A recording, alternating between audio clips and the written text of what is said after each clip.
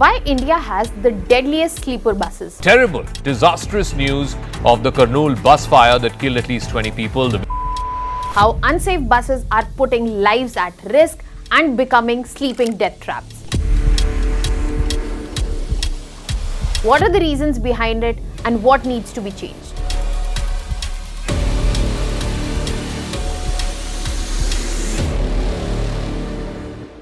How safe are India's luxurious buses?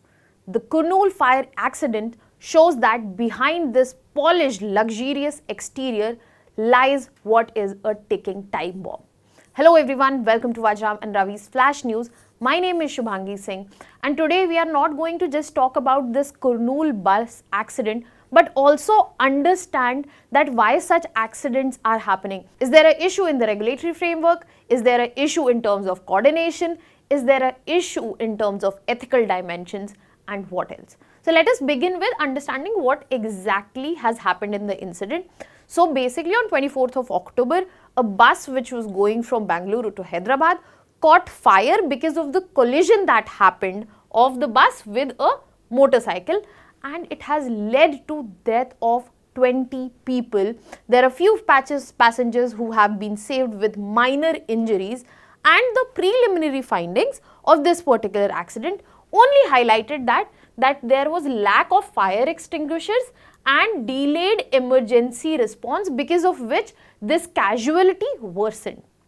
But the picture is way bigger than this, and the loopholes are too many to count, which we need to understand in order to address this, in order to have awareness as well, and make sure that we hold our government, we hold our administrators responsible for such accident, and also make sure that it is not repeated in future. So when we are talking about traveling by an airplane, even if there is certain negligence, that all is checked.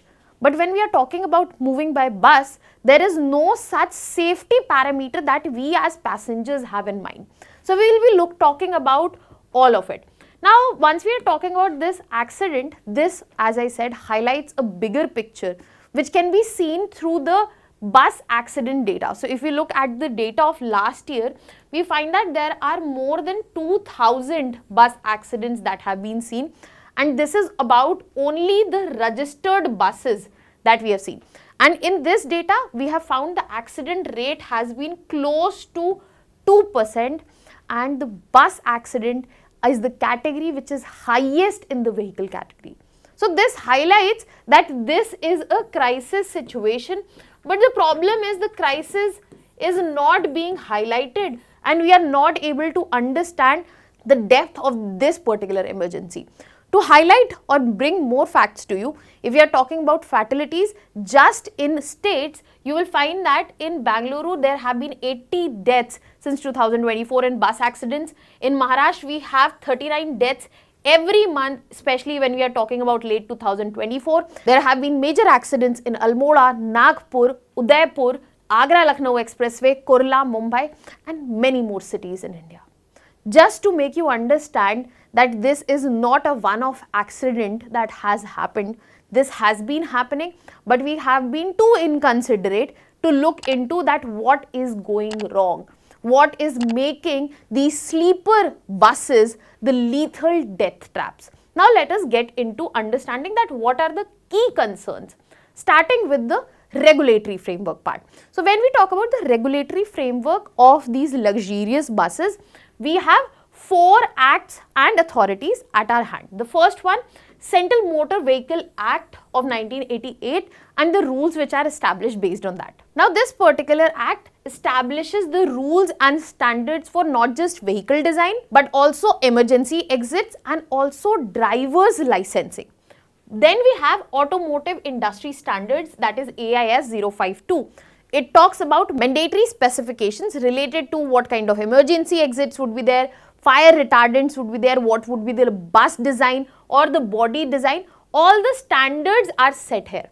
Then we have Motor Vehicles Amended Act of 2019. It brought stricter penalties, it brought third-party insurance and also safety audits. So the combination of these three might make it seem like that in terms of regulatory framework, everything is in place. Now let us look at the authorities also. We have state transport authorities which are responsible for conducting inspections, giving the route permits, and also enforcing the capacity limits that exist. So basically it requires coordination of not just specification but also inspection, audits and the authorities. What seems so strong on paper, in real-time implementation, multiple loopholes exist. For example, the inspections are irregular, and even if there is found anything in the inspection, bribes exist to address and overlook the non-compliance that exist. There are issues with related to fire safety equipment. They are either missing or non-functional. There is outdated bus fleets and they are operating already on the longest routes possible. So this clearly highlights that policy design is at one place and policy implementation is far away from there. And that's not it. Let us reveal another layer which will give you an insight that how bad is the condition when we are talking about transportation. So when we are looking into causes, another cause that you will be able to understand, the fact that when we are talking about private luxury buses, you will find that they are operating in some other state and they are registered in usually low tax states or UTs. So maybe they are registered in Arunachal Pradesh, but they are being operated in Andhra Pradesh or Telangana. And why this is done? This is done to evade any local tax and scrutiny as well. For example, in this very scenario, the bus was originally registered in Daman and Diu. Later it was re-registered in Odisha, and this is what makes the proper oversight or regulation more difficult. Regulation as of now is pretty much non-existent. Furthermore, such things make it more difficult. And now you have to imagine the scale, because India has one of the largest transport fleets in the world. But when we are talking about standards, when we are talking about operations, when we are talking about regulatory framework, it is difficult even to make to the last of the lists. Apart from that, we also get to see other issues and other malpractices, such as there are fake fitness certificates of the buses, fake insurance paper, registered numbers are used in duplicate forms. That means multiple buses might be using the same registered number. And the most important thing, the chassis number and the engine numbers, they are regularly altered, changed so that they can bypass the age limit. And these are the further bigger gaps which are creating regulatory blind spots, which are making the enforcement weak, and also absolutely unsafe buses operational, getting passengers moving along. So we have understood a few aspects. I would like to bring here another aspect that has been highlighted in this particular scenario, and also the recent scenarios of luxury buses. If I'm talking about Jaisalmer or Nagpur, these buses have caught fire after collision, right? There must be other factors also which have basically fueled the fire. What has happened? So in these cases, what we have got to see, that most of the luxury buses that you get to see with big operator names on the major routes, they usually get the basic structure, which includes the engine, the chassis and the framework from big companies, be it Volvo, Tata, Leyland, and that gets them the operational certification that is required. But later what they do, when they have to modify it, they are dependent on local body shop where there is no standardization, where there is no checks, and that is how a normal bus is converted into sleepers. So this modification is another problem that we are seeing in the bus transportation system. Let us understand the modification part in detail. So when we are talking about modification, it leads to serious safety gaps, and let us understand how. For example, if you are talking about the composite material that is being used in the modification, that is of poor quality, that might be highly inflammable. So in a situation of fire where there are limited response and control measures, in such a situation where highly inflammable material is present, that also further enhances the possibility of making it big.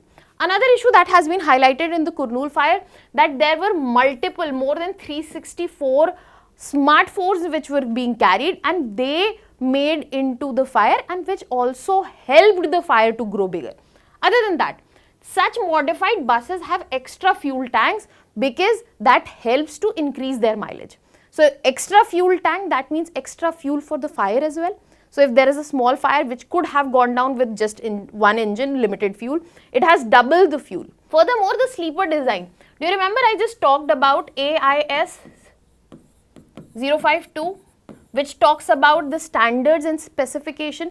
It talks about 4 emergency exits. When we are putting in sleepers in the buses, these exits are blocked and it restricts the passenger movement. So in the Kurnool bus accident, where the main door was blocked, there was possibility of going out through emergency exit. That was also not helped with because they were blocked. Furthermore, such sleeper buses have curtains, they have beds, they have partition, and all of these are flammable. So we have problem in regulation, we have problem in the designs, we have problem in the standards, and we also have the problem in the modification that is taking place illegally. So this clearly shows that how high on the mountain of problem in terms of fleet transport we are at. Other than that, we also clearly see the regulations being flouted. I have highlighted the emergency exit part. You also get to see the fire detection systems are not present and alarms are not present, and if they are present, then they are obsolete or non-functional at all.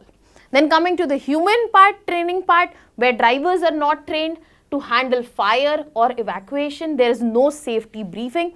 Again, in the Kurnool case, it has been highlighted that driver did not warn the passengers. Passengers got up because of the smoke and then they had to understand the situation. So this situation is not limited to Kurnool. It is possible in every luxury bus that is going around in the fleet, and this calls for an immediate action, immediate overhaul and reform so that this problem is addressed from the core itself. Now, what do you think should be done? Can you tell me the suggestions, reforms that should be brought in the comment section? Now, moving ahead, one last part that I want to highlight is the governance and ethics dimension. It also highlights the fact that there is limited interstate coordination if we are talking about vehicle data and monitoring, because buses are registered at one place, they are moving at another place. There is failure of due diligence and accountability in different transport departments, and the biggest ethical issue that you will find here, that profit is being prioritized over the passengers' lives, which violates the very basic fundamental of public trust as well as moral responsibility. Now, I will leave you with a practice question. You can send in the answers in the comment section. That was all from my side. Thank you so much.